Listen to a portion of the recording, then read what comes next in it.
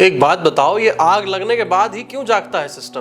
क्या हर बार किसी हादसे में लोगों की जान जाने के बाद ही प्रशासन की नींद खुलती है? क्या हर बार कुछ दिनों तक छापेमारी, जांच और सस्पेंशन का दौर चलेगा और फिर सब कुछ पहले जैसा हो जाएगा? और सबसे बड़ा सवाल यह है कि आखिर कब तक बच्चों, छात्रों और आम लोगों की जिंदगी के साथ ऐसा खिलवाड़ होता रहेगा? नमस्कार, आप देख रहे हैं न्यूज फीड और मैं शिवम यादव हूं आपके साथ। लखनऊ में हुए भीषण अग्निकांड ने पूरे देश को झकझोर करके रख दिया है।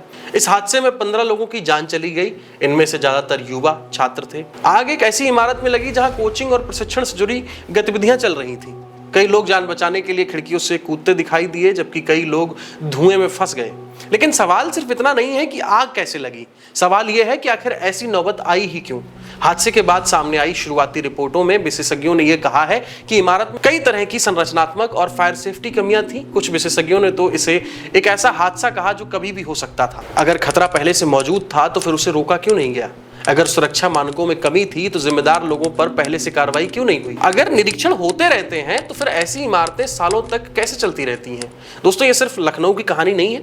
देश में जब भी कोई बड़ा अग्निकांड होता है, लगभग हर बार एक जैसी ही तस्वीर सामने आती है। पहले हादसा हो जाता है, बाद में फिर जांच बैठती है और फिर जो है अधिकारियों के दौरे होते हैं, उसके बाद छापेमारी शुरू होती है, फिर एनओसी की जांच की जाती है, फिर कुछ लोगों को निलंबित भी किया जाता है कि भाई आपने ठीक से जांच नहीं की, आप समय पे छापेमारी करने नहीं पहुंचे, या आपने चेक नहीं किया। और कुछ समय के बाद में जो है वो मामला ठंडा पड़ जाता है। लेकिन जिन परिवारों ने अपने बच्चों को खोया है, उनकी जिंदगी कभी सामान्य नहीं हो पाती।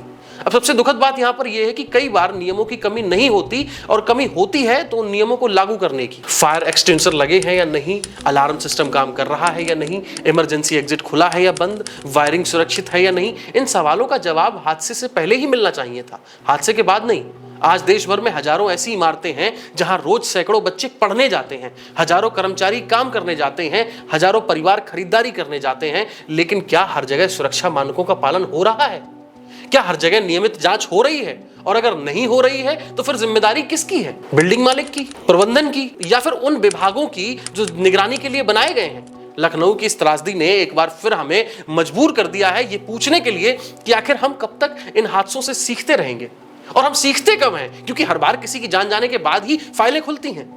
और क्यों हर बार मौत के बाद ही ये जांच शुरू होती है? और क्यों हर बार कार्रवाई तब होती है जब बहुत देर हो चुकी होती है? क्योंकि सच यही है कि आग जो है वो अचानक लग सकती है, लेकिन लापरवाही अचानक पैदा नहीं होती, वो सालों से पनपती है। और जब सिस्टम, जिम्मेदार लोग और नियम सब मिलकर उसे नजरअंदाज कर देते हैं, तब एक दिन वो जो है लापरवाही त्रासदी में बदल जाती है। आज जरूरत सिर्फ जांच करने की नहीं है, जरूरत है जवाबदेही तय करने की। जरूरत है ऐसे सिस्टम की जो हादसे के बाद नहीं बल्कि हादसे से पहले जागे, हर आने वाली समस्या के लिए तैयार रहे, ताकि अगली बार किसी मां को अपने बच्चे का इंतजार करते हुए उसकी मौत की खबर ना मिले, ताकि अगली बार कोई छात्र जान बचाने के लिए खिड़की से कूदने के लिए मजबूर ना हो, ताकि अगली बार हम सिर्फ श्रद्धांजलि ना दें बल्कि किसी की जान बचा सकें।